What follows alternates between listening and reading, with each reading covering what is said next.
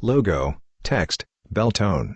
Using the Beltone myPAL Micro. Turn on the Beltone myPAL Micro and connect the hearing instruments. A green light appears in 1.5 seconds. On the receiver, a green light appears in 3 seconds. Animation. Dots flow from the myPAL Micro to the receiver, a music note appears.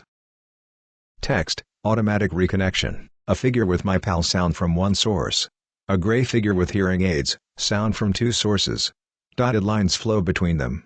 The figures farther apart, a solid line between them. The dotted line stops at an X in the middle. A timer counts from 5 o'clock to 4:55 and 43 seconds. The Beltone myPAL Micro. Text, adjusting volume and muting.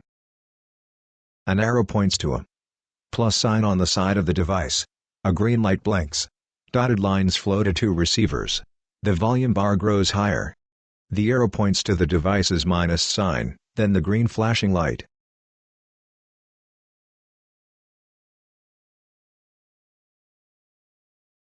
Text, turn the Beltone myPAL Micro off. In an inset, an arrow points to a small button on the top right. The green light turns red in 1.5 seconds.